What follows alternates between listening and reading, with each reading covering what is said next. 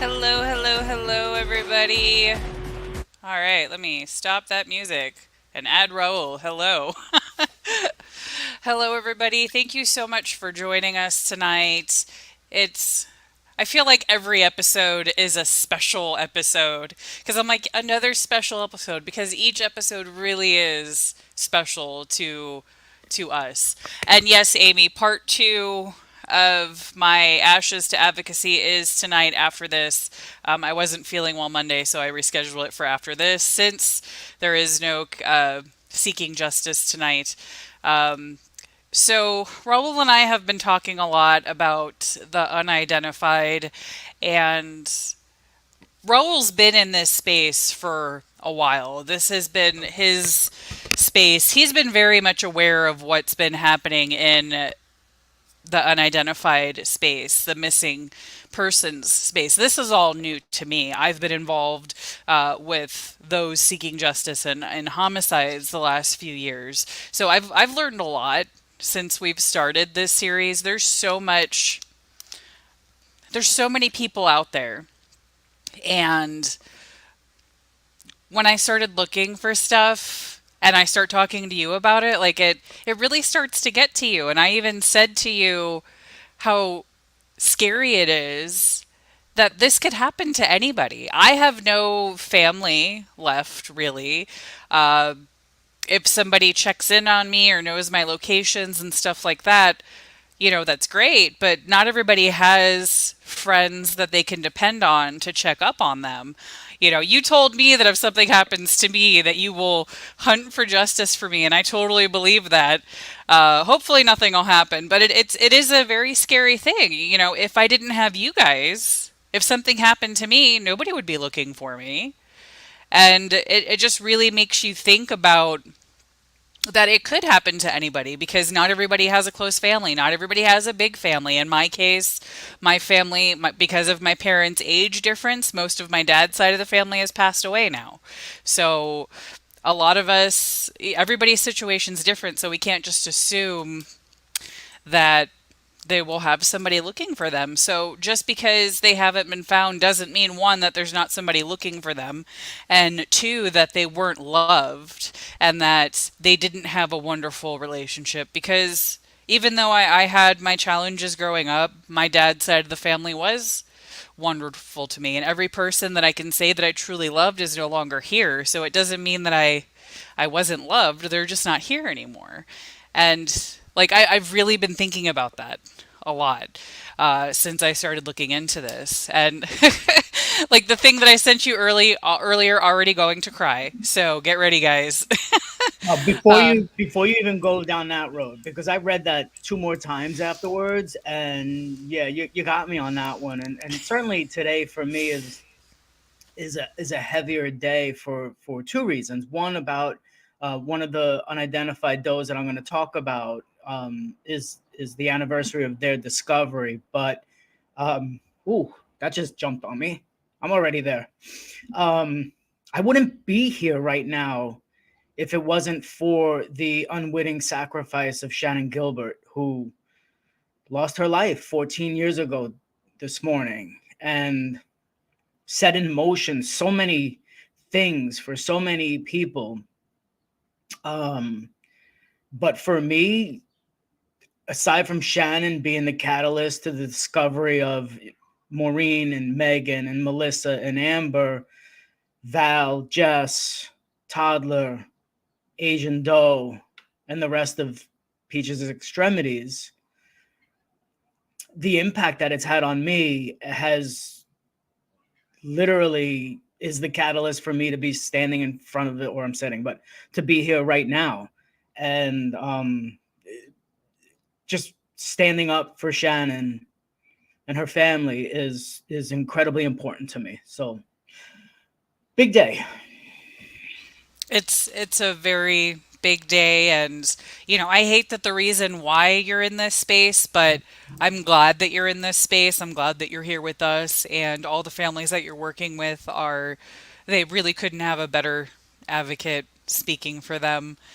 And Yeah, I'm glad that you're here. Even though it's a negative thing that brought you here, I'm very happy that you're here I think we can because, all take from, from somebody like me in my position, is to take a negative or even someone else's negative and sort of try to enrich their life a little bit by memorializing, honoring their loved one, and then continuing to, fight for them in every forum, in every platform, against every person that tries to slander them, to create false narratives, to marginalize them. I'm not with that. I'm not with that. I'm ready to fight all day, every day.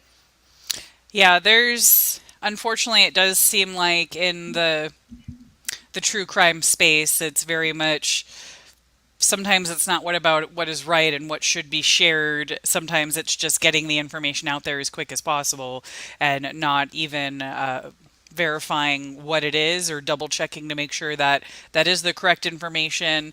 Uh, Integrity is very important to you and I know that consent, permission to be able to discuss about some of the cases and people, but for the unidentified, there is nobody speaking for them. There I'm sure there's somebody looking for them. So for these are the people that we're trying to give their voices back because unfortunately they've been taken from them. And I've gone down a rabbit hole on the FBI's website. Uh, My yeah. best buds. Yeah, I've been going down and I saved a couple that kind of spoke to me to talk about later on tonight. Um, One of them is was found in Lee County, which was where I grew up, and then another one was in Allentown.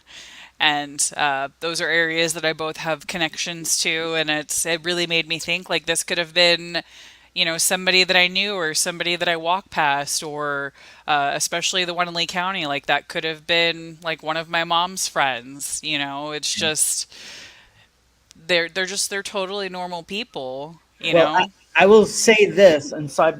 Let me close my window. But aside from the great states of Arizona, California, and Texas, every unidentified that's on NamUs in the United States is already on the map. So it's something that can be referenced, it can be utilized, it can be offset based on missing persons. So they're there. I just have to get the last 7,400 people on the map, and all of the unidentified will be there. But these unidentified, to even call them that or categorize them as that, they're so near and dear to me, regardless of some of the circumstances. Some of them clearly aren't nice people, but they're unidentified, and some of their circumstances are criminal. It's largely a small percentage of that, but there are some that are there for that reason. And it's so many things that impact me when I work on the map, particularly with the unidentified. And I know there's many other people similar to me out there doing things, advocating for the unidentified, and they're all amazing and doing, the I don't want to necessarily say God's work, but they're doing the honorable thing. They're just part of the team, part of the army that's helping to find names for all of these people. Yeah, I and like documentaries like Mostly Harmless kind of show how this whole process works and how people can come up with these whole stories for people that we've never met. But even though Harmless wasn't necessarily the best person when he was alive, he still deserved to be identified, and he's still a human being, and there's people out there Yep. that needed to know. So if you're not aware of the unidentified space, then Mostly Harmless, I think, does a good is good at putting a view on true crime, that it shows the good and the bad, because there are some things that happened during that search that negatively impacted some people, and that's all I want people to be careful of. You can be as passionate as you want, but just be respectful. Don't accuse people without fact or what you think are facts. Like, let the police need to do some of the stuff. We don't want to ruin investigations.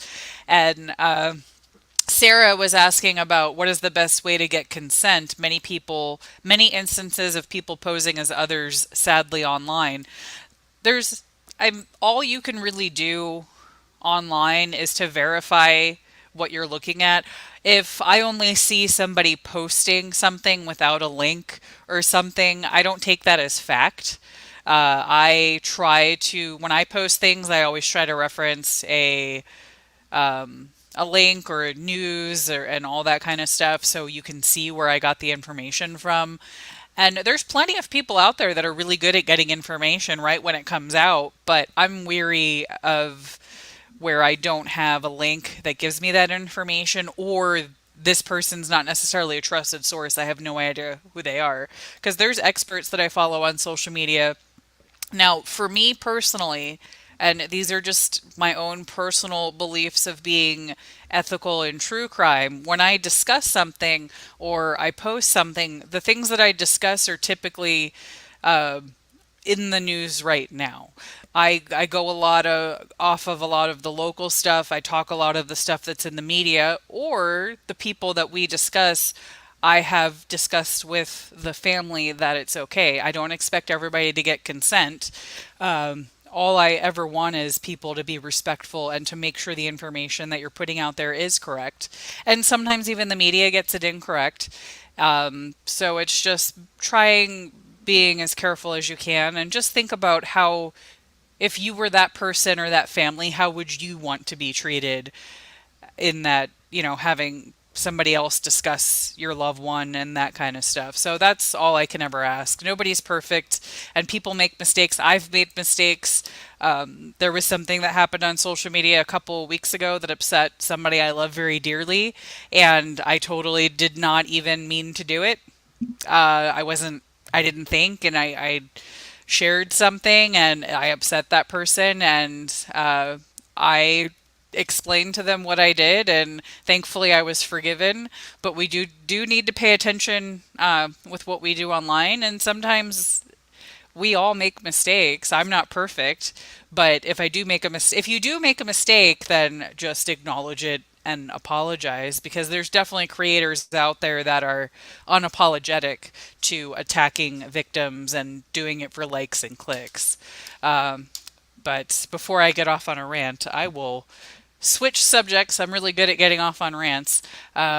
So I wrote this up earlier, and I just want to share this with you guys.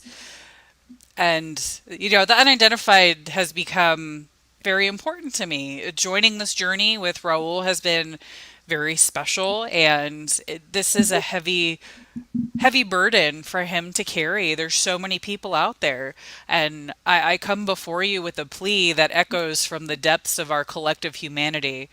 A plea to recognize and remember the unidentified individuals found, waiting to be connected with their families, in quiet corners of our communities. Among the hustle and bustle of daily life lie the stories of those whose names remain unknown, their identities lost to the passage of time and circumstance.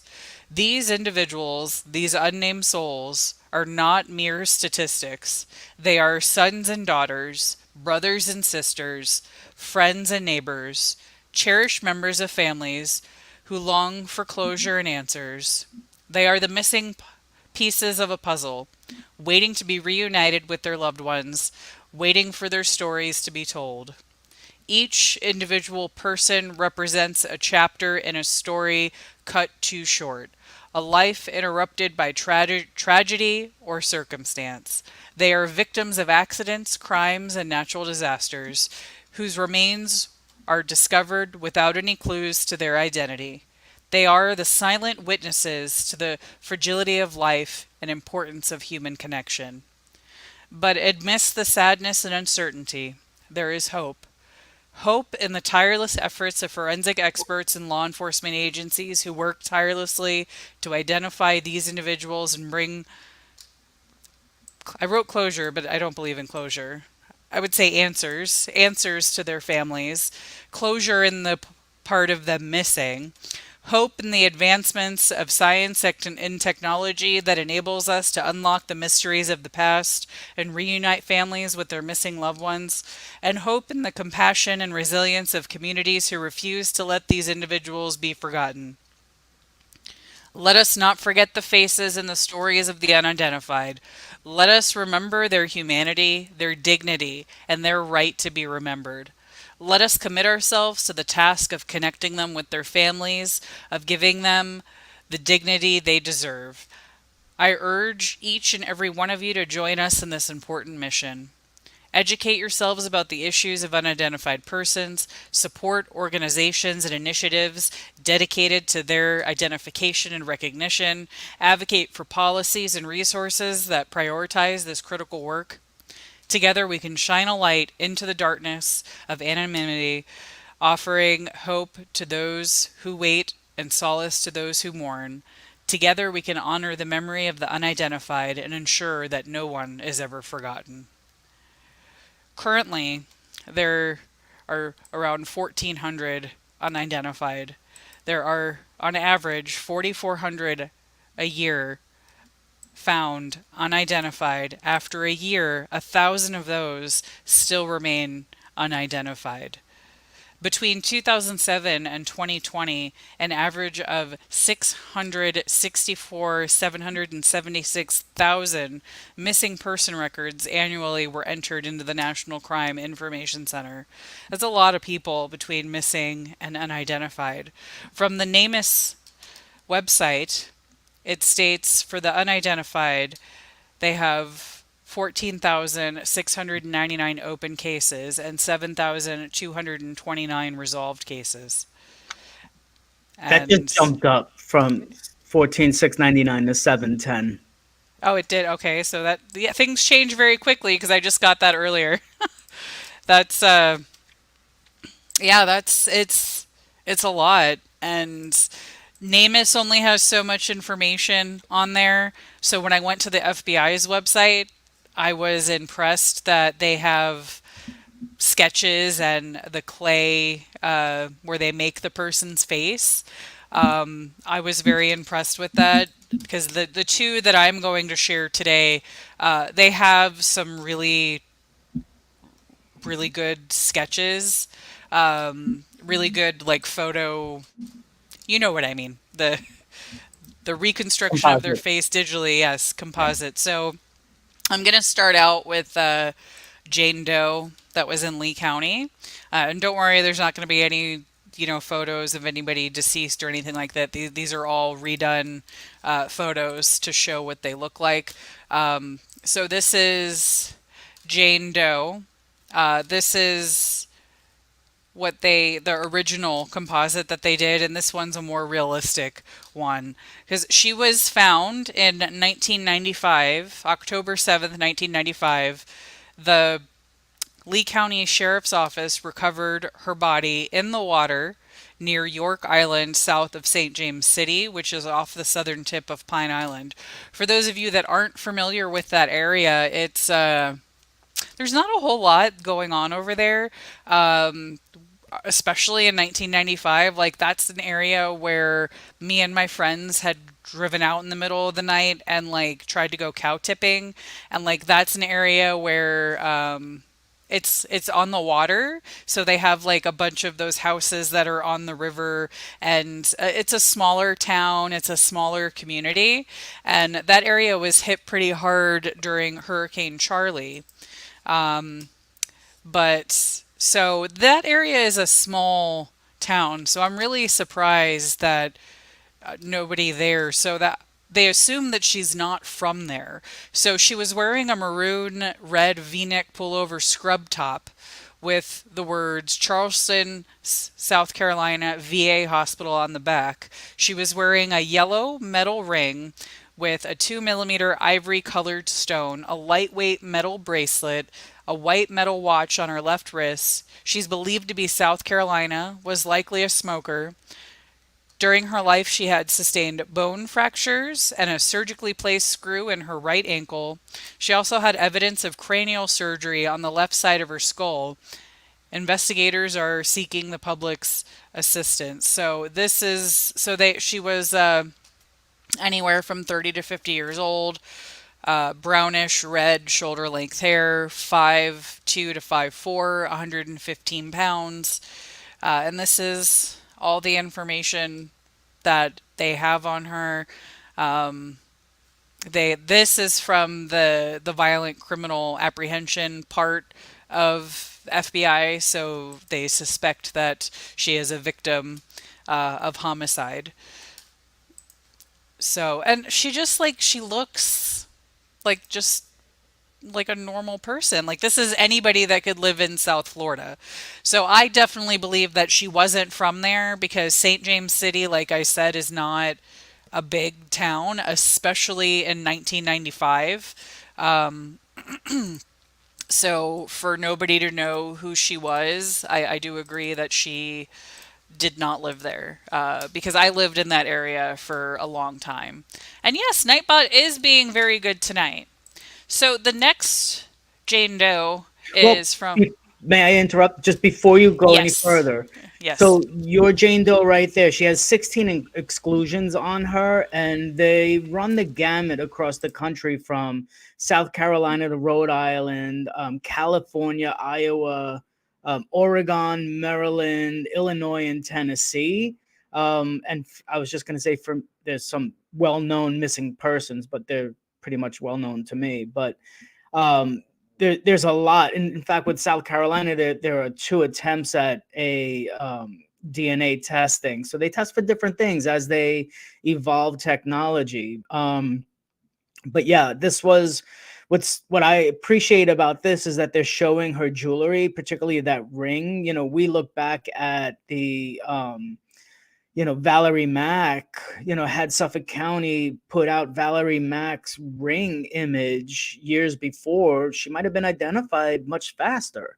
So putting all the information out there is so important, that I can't overstate it enough. And Jersey Jen, I see your question about exclusions.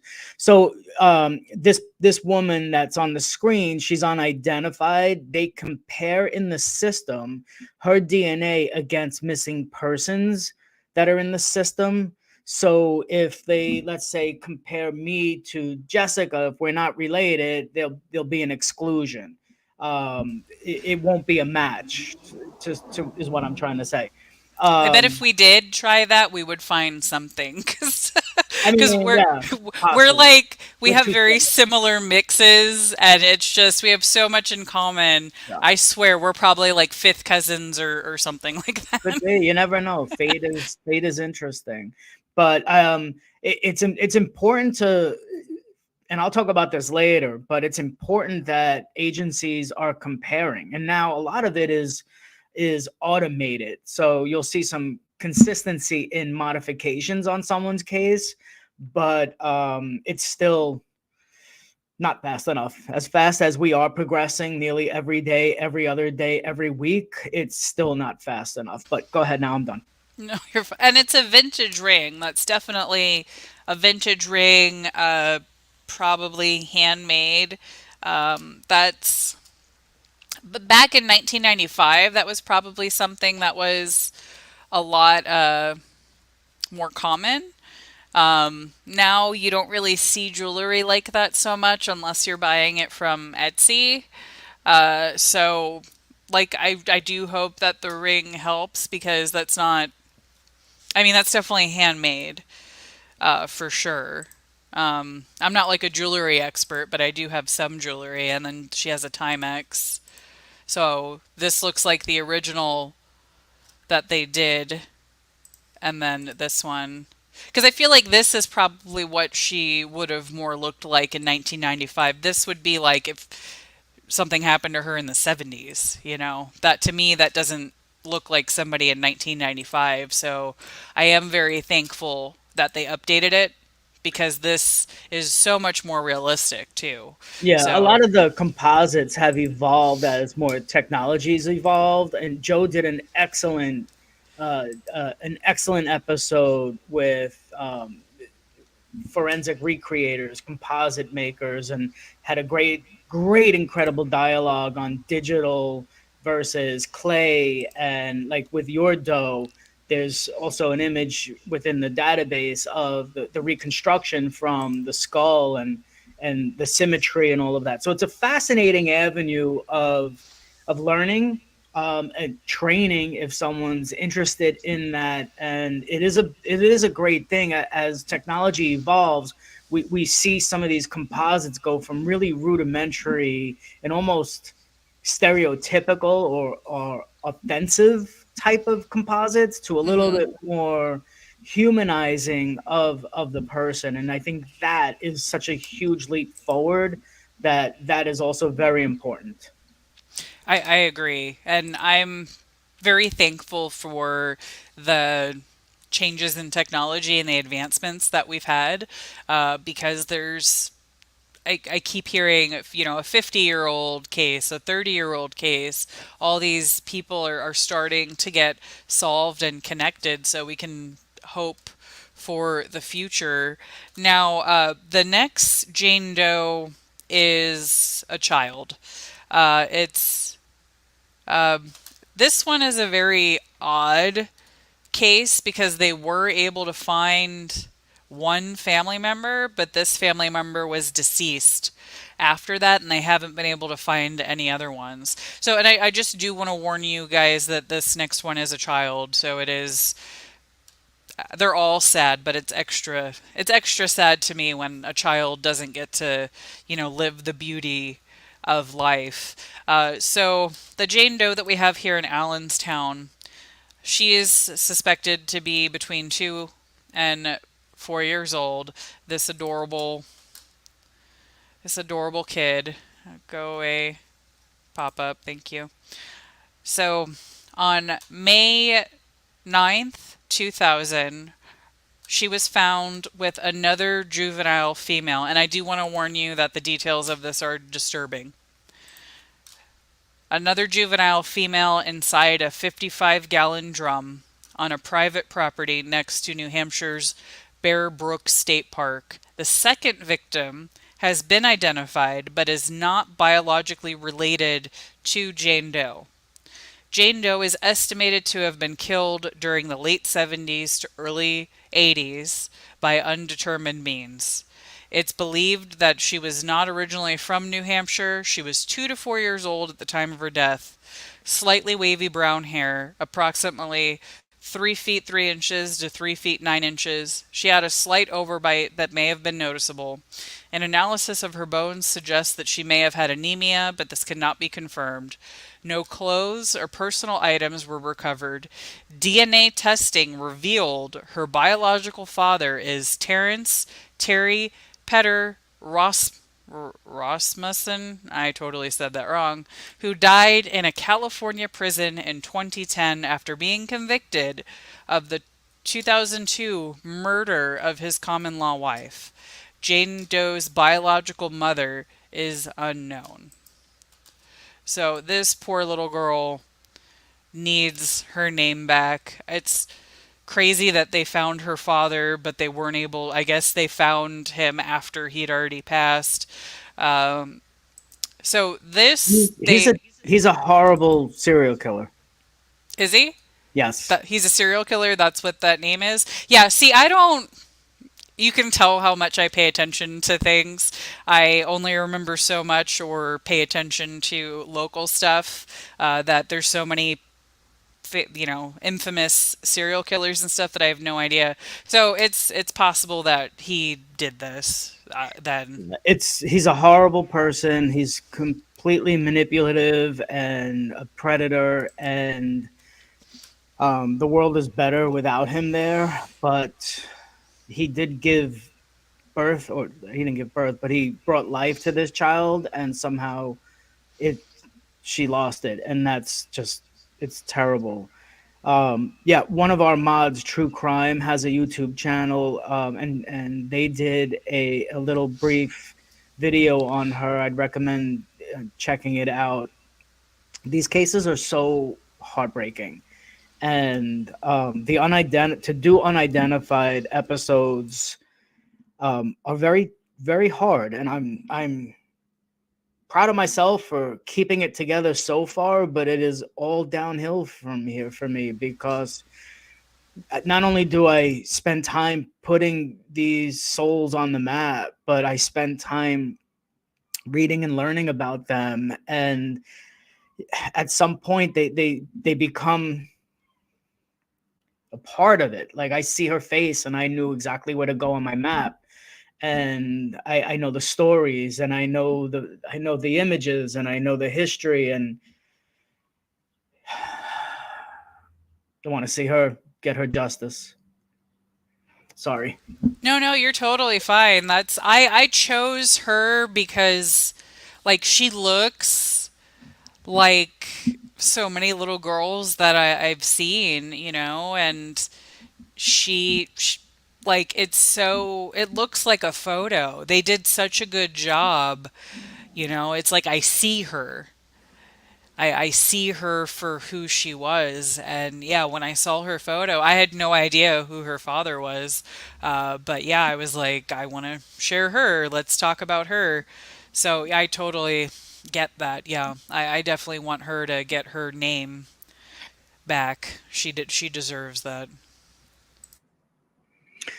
Yeah, it's these are heavy, and they're sad, and I'm gonna put this up on the screen now. It is an excellent podcast about that case. And I'm blessed to see Shayna from Light the Way. My friends at Light the Way have been so incredibly supportive, not only of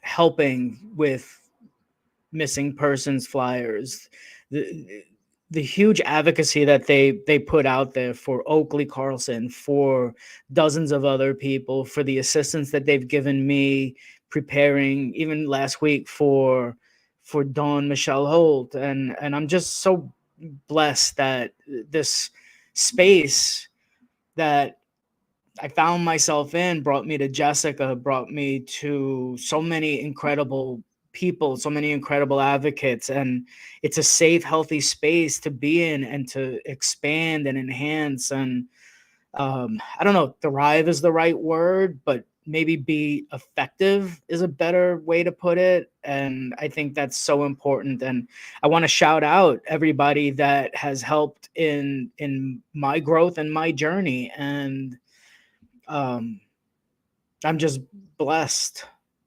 and there's so much work to do. And I feel the same way. I feel blessed that I have so many wonderful people in my life, and there is so much work to do. If we never slept, there would still be so much work to do. Well, clearly, in the span of a couple of hours, 30 more people went on the unidentified. Yeah, So, I literally got that like shortly after I messaged you. yeah, I pulled it up right after that because I was like, I want to make sure I have the most up to date information. yeah. Okay, my turn to see if I can get through this.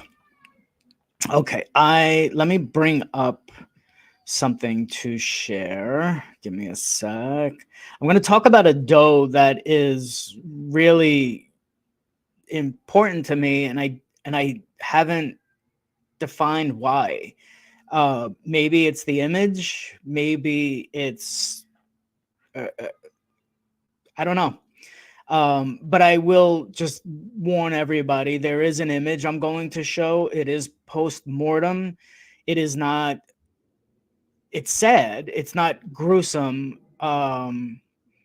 She looks like she's sleeping, but she is deceased. And I'll let you know before I click on that link, so anyone can take a break or pause or break away, or mute it, shut their laptop, whatever they need to do. But um, this is how I know her. UP7343. And these are some of the names the numbers that become a name for somebody in tandem with a face, if there is an image, or Um, for me, it could be a location on the map, and I care about these people, and I need to know who they are. So bear with me as I struggle through this. UP 7343. On October 5th, 1991, a body was found in a plastic bag discarded in the northeast quadrant of the Cloverleaf Junction of the Pelham Parkway and the Bronx River Parkway. And that's in the Bronx, New York. The heart icon, I'm sorry. The heart icon marks the exact coordinates where the remains of a young African American girl was found. She is believed to have been between 15 and 30 years old. She stood tall at 5'8" and was approximately 150 pounds. Now I'm going to show you the slide. I apologize for clicking the wrong thing. So please take a break if you need it, and come back later on if you need. This is the only image of this girl, and it astounds me that she hasn't been identified in 33 years. She was found wearing red frosted nail polish, a red hooded windbreaker, and a black nylon Nike sweatpants, a black bra, and blue bikini briefs. And part of what really draws me to this doe is that she was found wearing a black rosary around her neck, which is clearly visible in her image. I was going to ask you if that was a rosary, because, I mean, if you're Catholic, you know what a rosary looks like. So she was wearing that when she was found? Correct. So there's something more to her history than the circumstances of her discovery. And I think that this is what bothers me a little bit about why she is still 33 years later unidentified. And it does bother me. So, all right, I'm going to move on from it. Especially if she's Catholic. She had a baptism. She had her first communion. She had a confirmation. So, like, there's people Someone out saw her in there. a pretty There's, little dress. Yeah. yeah. All right, back to business. There is no definitive PMI, which is post-mortem interval, um, other than 1991. But the image appears to be near to the time of death, just based on apparently little decomposition. Now, over the years, I've submitted. I'm going to just go to the next slide. Over the years, I've submitted 6 missing persons for comparisons. This is my submitted comparisons database that everyone has access to. It's in my link tree. Here's where I've submitted people for her. Since I began submitting, I've seen her page modified 5 times. Here's where the modifications are. They're mostly hidden. Modifications means something's happening on the back end. It could be a notation, it could be a disqualification of somebody else. It could be an update. We just don't know. We don't have that visibility. But one of those modifications was the exclusion of Pamela Marie Johnson, which I had submitted about a year or so ago. And this is just a copy of the receipt, basically, of the FOIL request that I did, which is the Freedom of Information Act, which, typical NYPD, is still unanswered. Now, on this document, if anybody wants to go there and see any of that, you can find the links, but I leave all the commenting open so that anyone can comment on it. The point of me creating this was I couldn't tell who was excluded, who was submitted, because it wasn't unilateral on the NamUs end. So I created a document where, as I came across them by putting them on the map, I would notice it and then add it to this comparison database so that someone else doesn't have to do the labor intensive work that I did, and they can take my work and enhance it and move along a lot faster than I might have been able to do. So I leave it open, and I honestly don't get any comments, but I don't get any troll comments, so that's there's a plus there. But That's good. We don't yeah, like trolls. yeah.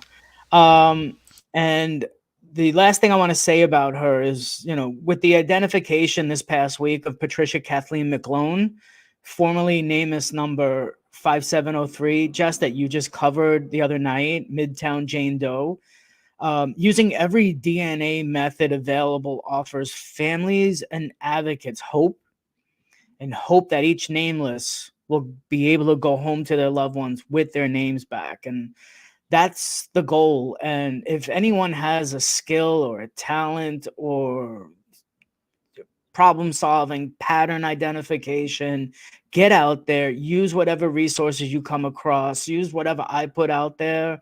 Touch base with other advocates, compare notes, web sleuths, Reddit, the cesspool, but still, um, reach out and do whatever you can, because every doe, every unidentified person matters to somebody. And if it's just me, then I carry that. And I'm proudly that one person. But I wanted to share her because I don't share her at all. And this is the first time I'm doing it. And I'm doing it without a lump in my throat. So I feel that this was a good thing to share. And I want her to go home. She means something to me. Okay, I think I'm done with that one. I think to me she doesn't look like she's in her 30s. I She don't think. looks Yeah, she they looks always on the give. younger end. Yeah, they always give a very wide berth of space between ages. It's a little bit more specific with weights and heights, but ages they just want to give themselves some space. But Yeah. when I see 15, and she certainly doesn't look older than 23 if No. I had to name an age, but she meant something to somebody. And you look back at this location there, a lot of things are happening. If you look at this map where she's at, there's a lot of things buzzing around all around that, even relative to that time period. But having said that, the 90s were just horrendous in New York City proper. So all the boroughs, Manhattan, Brooklyn, Bronx, Queens, Manhattan, it was the just about the height of the drug epidemic, and turf wars, and everything. So um she's special to me, and I don't care what her past is. I just want to see her future being home somewhere where her family misses her and would love her Right. to have her back.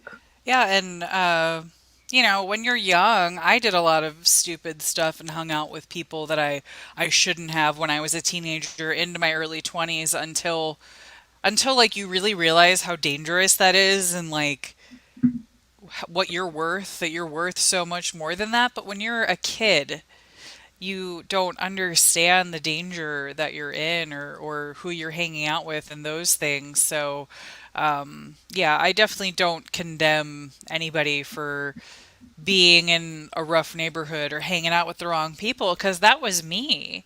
That was me at her age. So I'm very lucky that nothing bad ever happened to me. So it bothers me when people make comments about, you know, sex workers or whatever they were doing. Nobody is perfect, but nobody deserves to die and lose their name and be alone. Every family deserves to have those answers. Every person deserves to go home. Having said that, this is going to be a little bit of a segue, and I'm going to share more than I had planned to today, but I'm going to do it. I have permission. I'm not going to state unequivocally anything in the definitive, but I will explain some of the reasons why. So let me bring it up because I'm ready to talk about it, and I haven't done anything to present it. Oh, I'm interested. I want Yeah. to find out. Okay. This is someone that is colloquial. Yeah, I'm gonna move right past that word. Colloquial. I know I want to do it, but I'm not. I can't. For a number of reasons. She's important to me. I live only a couple of miles away from this area. I could get on my bike and right over the bay real quick and be there in 15, 20 minutes max, maybe 25 because I had a big dinner tonight. But um, she means a lot to me for a number of reasons. And I want to share with you all. This is going to be tough. Auburn Jane Doe. Name is number 7550. God, I hate calling them names. I hate calling them names. Numbers, rather. Sorry. All right, let me get together. So today is May 1st. And aside from the anniversary of Shannon Gilbert, it's also the day that Auburn Jane Doe was discovered, May 1st, 1991. So, as all things with me, this is a special day to honor her as well. These skeletal remains were discovered by two fishermen along the shore of Beach 62nd Street in Jamaica Bay. I didn't scale the whole map, but this is just a little canal that opens up above it to Jamaica Bay. Below it, to the bottom, would be the Atlantic Ocean and the Rockaways. And what you also, I mean, you could see one here, but there's a lot going on in this area of town as well historically. All right, so also on this further down is where Sugar Bear was found, a decade later, a little bit more than a decade later, but that's a whole other conversation at another time. So let's move on. So she died of blunt force trauma and is believed to have died months before being discovered. I took these pictures from the location where her killer or killers would have entered the lot to get to the water's edge. I made these, and I make these sort of pilgrimages yearly. From where I live, I can cross the little bridge into the Rockaways, and ride from the Rockaways all the way through Auburn, Far Rockaway. I can go to Long Beach. I could even get to Ocean Parkway. But my circle around will take me through a lot of different people. Sugar Bear, I mentioned. There's Eve Brown. There's Patricia Shea. There's so many more that I want to share them all on future episodes. But this is part of what I did. So I get off here, and I wanted to go a little bit further, but I feel the weight of the environment, so I can't stay for too long. Like, I feel really heavy there. I know that they're not there anymore, but I feel them there, and I don't stay too long.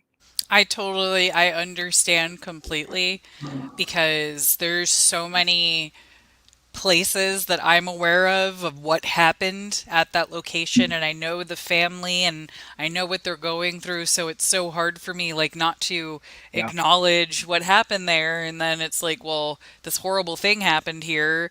And yeah, I totally understand what you yeah, mean, and it's kind of like remembering them but acknowledging what happened to them. And I'm a big believer of like energy too, so like the energy would be off yeah. there too. Yeah. Well, it sucks for me because having this map not only at my fingertips but in my brain, no matter where I go, I know that there's somebody there. And in a way, I kind of flip it to acknowledge them and recognize them and know that I'm close to their final place and send my loving energy up to wherever it goes. But that's for the whole paranormal podcast or con or whatever it is. That's But in yeah, July. The yeah, True Crime it's and fine. Paranormal Podcast Festival. That is happening in Denver That's what in Lainey. July. Love Lainey. Okay, let me move on. So this is again a screenshot of the Nameless page. She was estimated to be a Black African American woman, to have been about 5'3". Weight, hair, and eye color are unknown. She had a gold cap on one of her two front teeth, upper front and lower left side. Some clothes were recovered with the remains, a black shirt with metal rivets and socks, with light blue trim. She also had 4 metal bracelets. And those pieces of information become very important to me later on. These are some of the composite images for Auvergne Jane Doe. The one on the left is one of the original ones, and then years later, the one on the right was produced also. Um, this is a couple of more of the original ones. There are no exclusions for Auvergne Jane Doe, which kind of irritates me and hurts. Um, So does that mean they haven't run any DNA at all for it her? it could mean a couple of different things. They may not have DNA on her, but they do. Um, I found that out afterwards. Um, there are dental records that are on file for Auvergne Jane Doe, which became also important later on. I talk about this case because not just because of my proximity, but my somewhat involvement in this case. Um, so she means an awful lot to me, and in this familiar picture of my comparisons database. So on my comparisons database, this is the tab for Auvergne Jane Doe. I've made all of those submissions for her here. Because I'm trying to find the name from a never-ending list of missing persons. And then one day, got it. I got it. One day, I came across a Facebook post.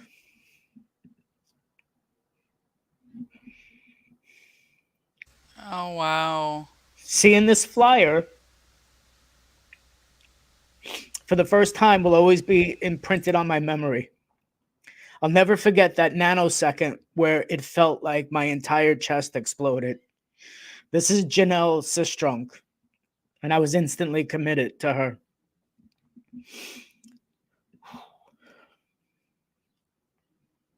Janelle was last seen between 1986 and 1989 and was living in Far Rockaway, which is about a mile east of where Auvergne Jane Doe was found. It had been rumored that Janelle had left the U.S., but that has since been challenged.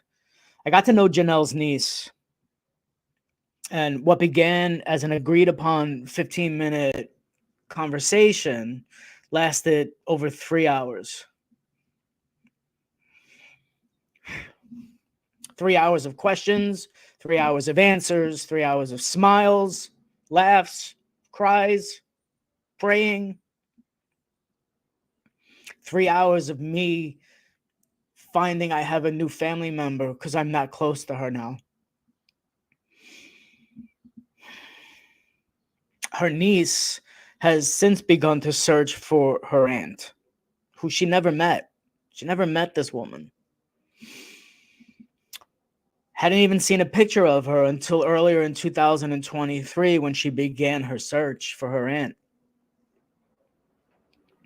Her niece just wants answers. Regardless of the outcome, she's determined to find out the rest of Janelle's story. Now, while law enforcement is looking for the original paper missing persons report, a new one had been filed, and the investigation is now an open and active one, with detectives committed to tracking down whatever happened to Janelle. And that is a beautiful thing. During my conversation with her niece, she mentioned several times they just want to know what happened to her. If she's alive, they want to know if she's happy. If she's deceased, they would like to know so that they can make every attempt to bring her home. Right, of course.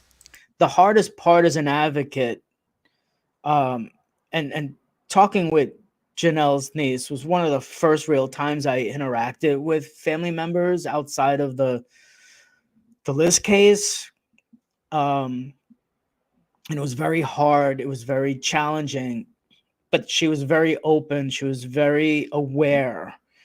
And she came to me and said, I was looking at Nemus and I see several people, and I that's when I took over and controlled the conversation a little bit so that she can communicate and listen. And I shared with her the map, and we were on it at the same time. I think I FaceTimed her and I shared my screen on my map, and she sees what I saw. And um, it is possible that Janelle is Auvergne Jane Doe. There's a lot of reasons behind the scenes why I believe her to be so, and each of those reasons has been shared with law enforcement. And I know that Janelle's 35-year-old missing persons case is being actively investigated, and that for me is the power of the map. And I hope one day soon we will know what happened to Janelle, and that two things can happen at the same time. Janelle can go home to her loved ones, and for me, 7550 Auvergne Jane Doe gets her name back. And that would be a beautiful thing that she gets her name back. That's why I know that's why you work so hard to do what you do is to help give them their names back. And now I understand more what this responsibility is and what it does. Is you definitely do carry a large weight on you, and I'm probably viewing like 5% of what you deal with and feel, but there truly isn't anybody else that could be more passionate or more involved and helping them get their names back. And I'm glad that you were able to connect with the family and give them their voice and hope, because you've been able to help communicate with law enforcement and them. Is that correct? Is that yeah? Yeah, and sometimes families just need that help because they've had issues with law enforcement or they're afraid of law enforcement. And to me, it's always an honor when I'm trusted to talk to law enforcement on their behalf or just be their voice at all. And you have been trusted with this family, and if anybody's going to be able to connect those two, it's going to be you. So I really hope and pray that they'll be able to get those answers. Would they run the DNA of the family with that missing person? Do you think they'll do that? That's what we worked on. So that's one of the cases where, in New York City, sometimes the medical examiner will offer a free period of time, days or weeks, where they'll offer free DNA collection. So if you have a missing loved one, um, and you're searching for them, or you think your loved one might be one of the unidentified, you can partner with the medical examiner to schedule an appointment, and they'll they'll they'll they'll take your DNA sample and they'll run it. And once you're in the system, then you're just being run against the unidentified database. It's not necessarily looking to unearth some, great grandfather serial killer, but if that's the case, so be it, because Right. justice needs to happen. But in this case, and in the case that I mentioned in the very beginning with Stacey Reddish, that's what we did. We worked with the medical examiner to get her DNA submitted, and to run comparisons. There's also a lot of, gumshoe work, if you will, with the keyboard and trying to identify dental records and dentists that may have retired or passed on or closed their businesses, and what happens to those records. So, these are important facets to researching that are more than just, adding people to a map. It takes you down tertiary paths of, investigation. So there's a lot of good there, but our time has ended, and the next hour is so deeply important to me. So go ahead. Uh, I, yeah, I'm like, whoa, caught off guard there for a second. My brain froze. Sorry. It better unfreeze because I have to talk for an hour. So After tonight, in just a few minutes, I'm going to get started on my channel to do part two of Rising from the Embers, from Ashes to Advocacy, talking about my story, my life. So far, I've gotten up to before I moved to Texas and before I meet Austin and all that. So if you're interested in finding out how I got to where I am and how I met Austin and what happened during, at the time of his murder and all that, then join me over on my channel. And yeah, I got nothing smooth to say. I hope that you guys enjoyed today's show. It feels weird saying enjoyed because of the topic, but I'm glad that you're here. I'm glad that you're here. I'm glad that you're here with us. And it's an honor to share uh, these Jane Does and John Does with you every week. And I hope that you can help us share them and give them their voice back. I know that we shared some of their flyers. We will post on social media too, so please share them. And then I'm just going to use the restroom and then I will see you guys on my other channel. I love you all so very much. Thank you again for joining us. We have the best people that join us every week.